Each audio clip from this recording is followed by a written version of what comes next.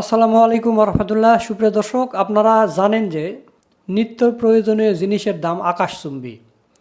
আমিরাত আমার doctor Shafiqur Rahman Japan সফর শেষে যখন শাহজালাল বিমানবন্দরে নামেন, তখন সাংবাদিকেরা প্রশ্ন করেছিলেন যে এরকম নিত্য প্রয়োজনের দাম দিন দিন বেড়েই যাচ্ছে, এটা কেউ কন্ট্রোল করতে পারতেছে না, এই বিষয়ে আপনি কি বলবেন?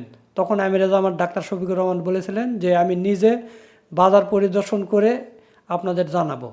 তো আজকে সকালে আমিরাত আমার ডাক্তার শফিকুর রহমান মিরপুর ১ শালি পাইকারি বাজার পরিদর্শন করেছেন এবং খুচরা বাজারগুলো পরিদর্শন করে সাংবাদিকদের কাছে ব্রিফ করেছেন।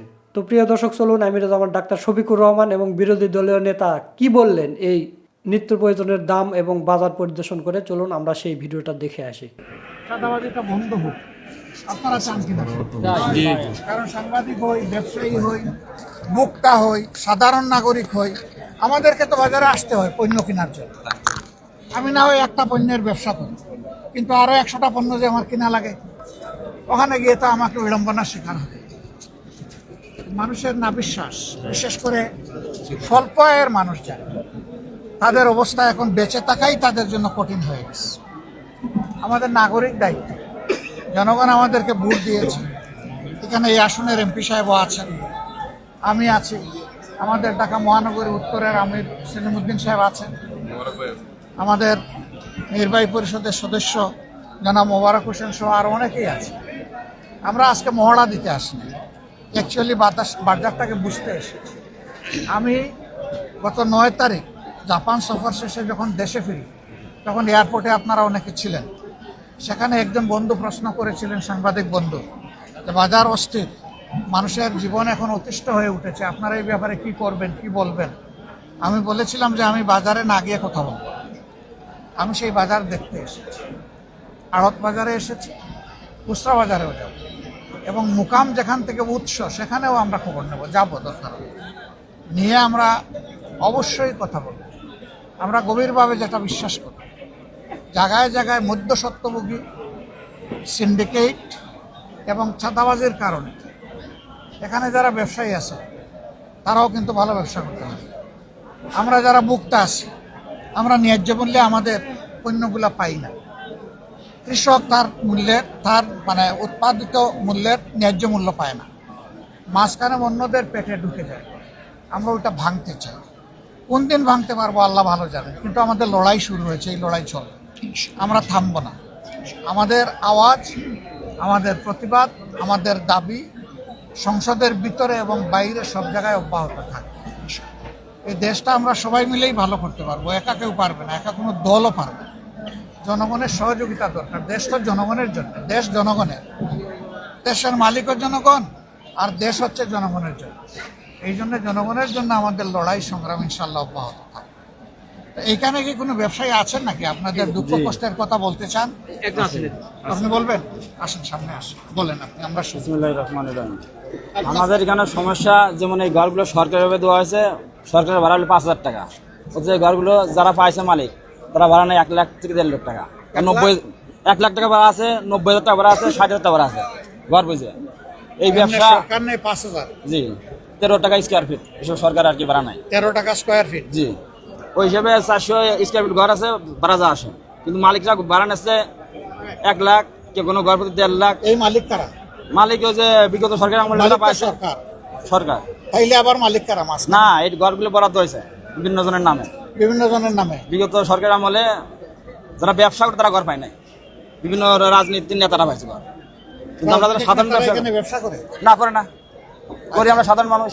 কিন্তু এখন তো ওই সরকার নাই, তাইলে এখন তো আর ফ্রি হয়ে যাওয়ার ওইটাই বহাল আছে। ওটা বহাল আছে। জি, যেমন আমরা ঘর পাইছি, আমাদের বুঝিয়ে দিচ্ছে না। আজ ১ বছর আগে আমরা টাকা দিয়ে রাখছি, সেই ঘর আমাদের দেয় না। কালি আমরা ডিসি অফিসে আসছি, ঘুরাইতেছে, আজ না কালকে ঘুরাই দেয় না। আর কি সমস্যা? একটা হলো যে আপনাদের ৫,০০০ টাকায় যেটা পাওয়ার কথা, সেটা আপনাদেরকে অ্যালটমেন্ট না দিয়ে রাজনৈতিক নেতাদেরকে দিয়ে রেখেছে, এবং এখানে ৬০,০০০ থেকে শুরু করে ১ লক্ষ পর্যন্ত আপনাদেরকে গুনতে হয় প্রতি মাসে। এই তো। জি। আর কোন সমস্যা? আর সমস্যা আছে, যেমন নীরবে চাঁদাবাজি হয়, এগুলো আমরা বলতে পারবো না। নীরবে কোন চাঁদাবাজি? হয় যেমন বিভিন্ন ঘরের থেকে টাকা নেয়, আছে ঘর দখল করে খায়, ঠিক আছে, এরকম কিছু আছে। ওইটা কি ওই ৬০,০০০ ১ লাখের বাইরে? হ্যাঁ, ওগুলো বাইরে, মানে ওগুলো আমাদের দোয়া লাগে না। কিছু ঘর এরকম আছে আর কি, ওই টাকাগুলো তারা নেয়। তারপর যে আরো কিছু আছে, যেমন মাদকের একটা সমস্যা আছে এই ব্যাপকভাবে এই তো এই যে চাঁদা যেটা নেয়, এটা তো আপনারা বাড়ি থেকে জায়গা জমি বিক্রি করে তাদেরকে দেন নাকি? না না, আমরা এখানে ব্যবসা করে দিই আর কি, দিনাদাই করে দিচ্ছি। তার মানে হচ্ছে যে জিনিসটার দাম আজকে 10 টাকা হওয়ার কথা, আপনি চাঁদা দেওয়ার কারণে বাধ্য হয়ে এটা 12 বা 13 টাকায় আপনাকে বিক্রি করতে হয়। এটাই। অর্থাৎ এটার ভার গিয়ে পড়তেছে, বোঝা গিয়ে পড়তেছে জনগণের ঘাড়ে। জি এটাই তো। জি। তা আপনি যে কথা বললেন, এখন আপনার ভীষণ লাগবে যে, লাগতে তো পারেই।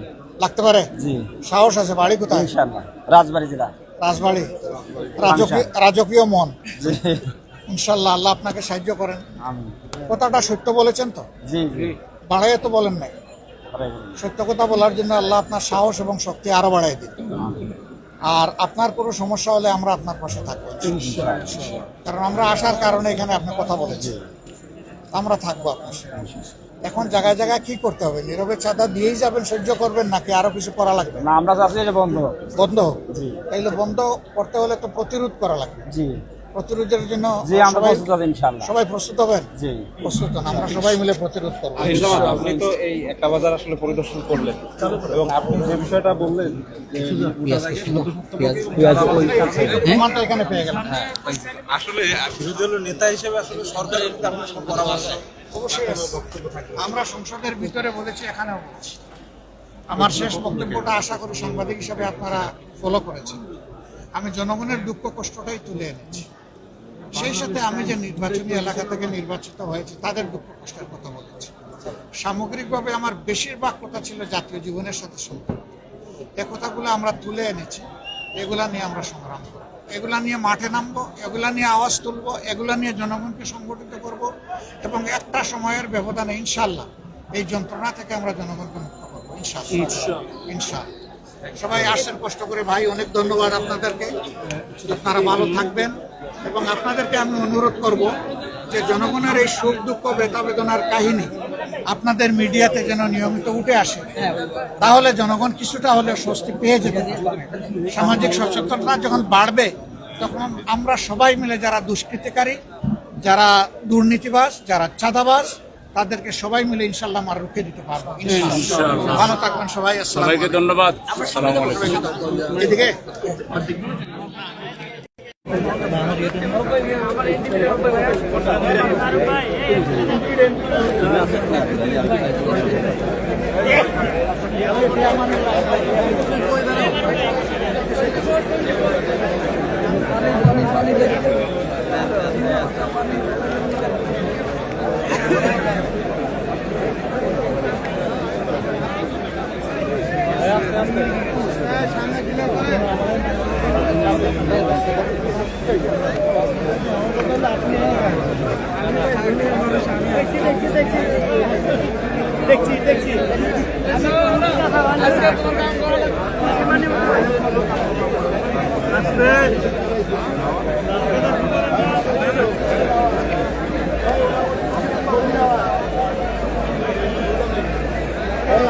কারো ক্ষতি জানি না করে, জানি কারো উপরে ক্ষতি না হয় ভাই।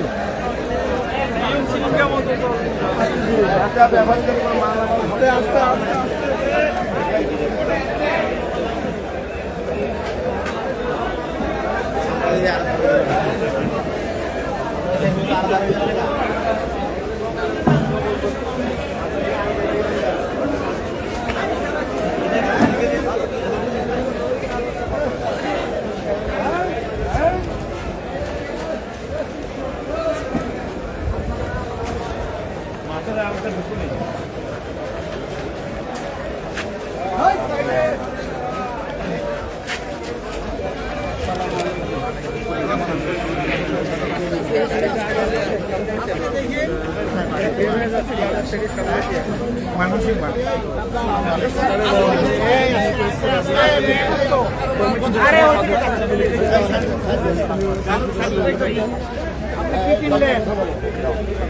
কি কিনলেন? করলা কিনছেন, আর কি কিনছেন? রুটি কিনছেন। করলা কতটুকু কিনেছেন? 5 কেজি। কত দাম কত? 200। আমার পক্ষ থেকে উপহার। আলহামদুলিল্লাহ। টাকা নিলে ফেরত দিয়ে দাও। না না, আমি এটা বরকতের জন্য। ভাই সামনে আগে সামনে আগে সামনে সামনে সামনে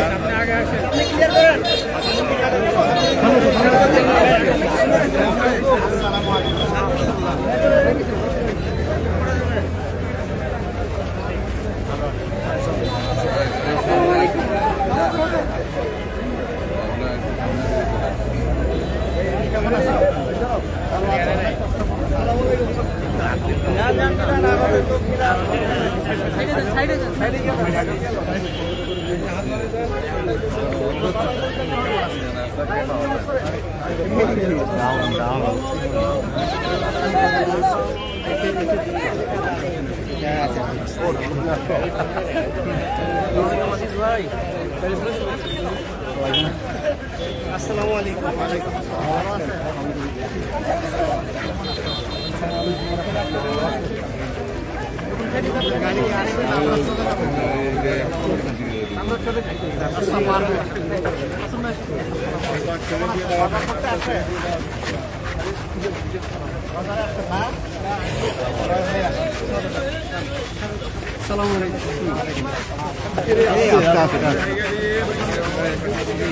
সাথে সাথে হাঁটেন না ভাই।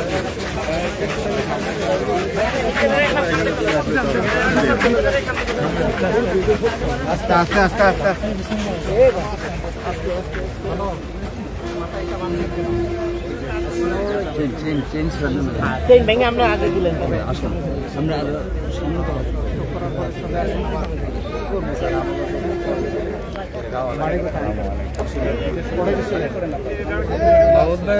আমরা সাইড দিয়ে স্যার হাইটা আগাইতেছি।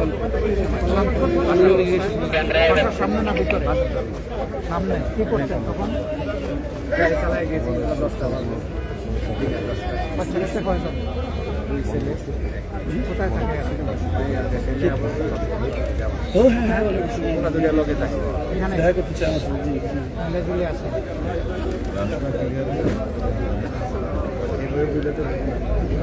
চিকিৎসা করায় কিছু খাই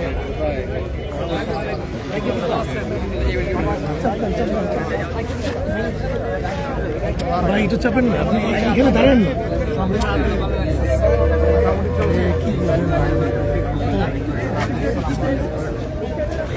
সামনের দিকে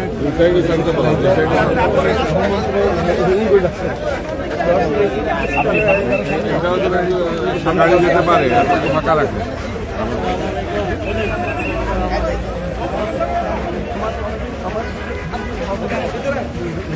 এই মোর্শেদ ভাই, লোক জুতা পাই দেন, রিক্সা যেতে দেন, গাড়ি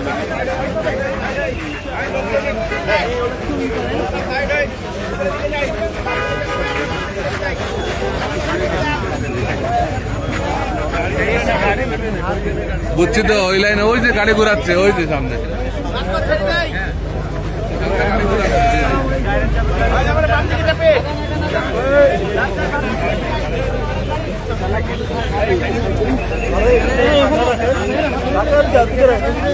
আগে যান।